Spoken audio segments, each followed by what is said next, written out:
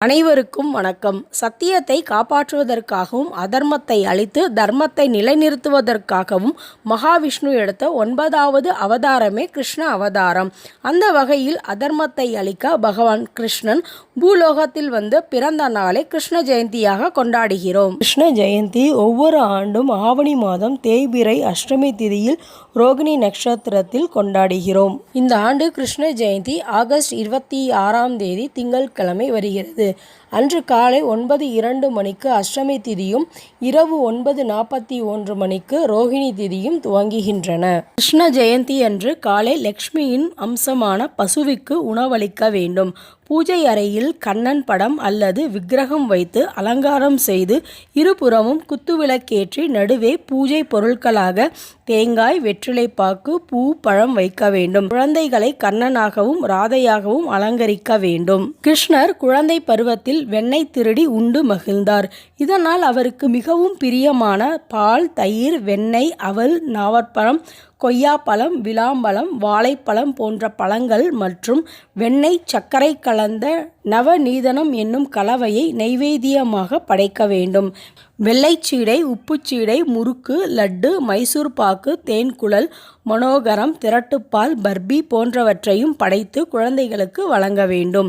அன்று காலையிலிருந்து ஸ்ரீமத் பாகவதம், கிருஷ்ண அஷ்டகம், கிருஷ்ணன் கதைகள் படிக்க வேண்டும். துவாதச மந்திரமான ஓம் நமோ பகவதே வாசுதேவாய என்ற மந்திரத்தை 108 முறை ஜெபித்து மலர்களை அவரது படத்திற்கு தூவ வேண்டும். தூப, தீபம், பத்தி, கற்பூரம், ஆரத்தி காட்ட வேண்டும். பாகவதத்தில் கண்ணனின் பிறப்பை விவரிக்கும் தசமஸ்கந்தம் எனப்படும் 10வது அத்தியாயத்தை ஒருவர் படிக்க குடும்பத்தில் மற்றவர்கள் கேட்க வேண்டும். இதனால் பகவான் கிருஷ்ணனின் ஆசீர்வாதம் நமது இல்லத்திற்கும் உள்ளத்திற்கும் கிடைக்கும்.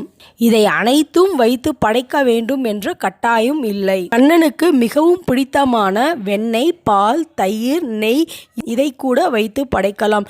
இதையும் வைத்து படைக்க முடியாதவர்கள் பாலில் சிறிது நாட்டு சர்க்கரை கலந்தும் அண்ணனுக்கு படைக்கலாம். அன்று தினம் உணவில்லாமல் விரதம் இருக்கும் முறையை பற்றி பார்ப்போம். கிருஷ்ண ஜெயந்தி அன்று காலை முதல் உணவு, நீர் என எந்த ஒரு வகையான உணவையும் எடுத்துக்கொள்ளாமல் விரதத்தை மேற்கொள்வார்கள். சரியாக அஷ்டமி திதி நடக்கும் நாளில் இரவு 12 மணிக்கு கிருஷ்ணனுக்கு சிறப்பு பூஜை, பிரசாதங்கள் படைத்த பின் தன் விரதத்தை முடிப்பார்கள்.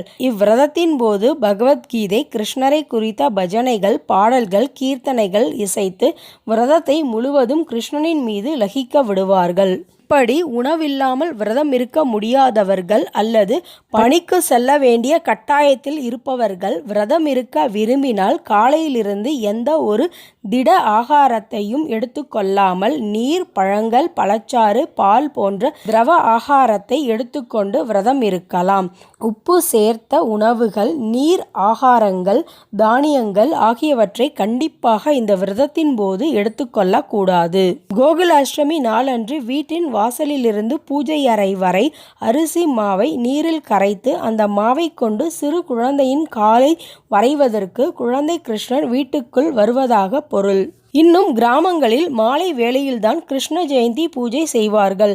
வீட்டில் பூஜையும் நைவேத்தியமும் செய்து முடித்த பிறகு அருகில் உள்ள கண்ணன் ஆலயத்திற்கு சென்று இறைவனை வணங்கி அங்கு நடத்தும் உரியடி, வழுக்கு மரம் ஏறுதல் ஆகியவற்றை கண்டு மகிழ்வது சிறப்பு.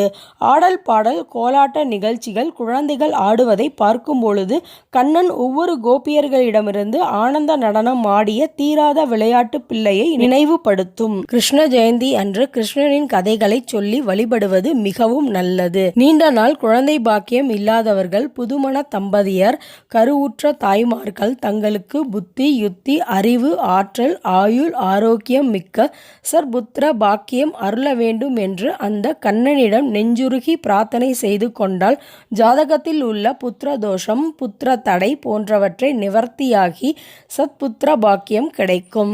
அதேபோல் கிருஷ்ண ஜெயந்தி அன்று பிள்ளை பேறு இல்லாதவர்கள் ஸ்ரீமத் பாகவதத்தில் உள்ள தசமஸ்கந்தத்தை படித்து பாராயணம் செய்தால் அழகான ஆண் குழந்தை பிறக்கும் என்பதும் நம்பிக்கை உள்ளது. கிருஷ்ணனின் திருநாமத்தை உச்சரிப்பதாலும் அவனை பூஜை செய்வதாலும் அறிவாற்றல், நற்புத்தி, நேர்மை, சமயோஜித புத்தி ஆகியவற்றை மொத்த வடிவமான பகவானை வழிபட்டு அவர் காட்டிய கீதையை பின்பற்றுவதே இப்பண்டிகையின் தத்துவம்.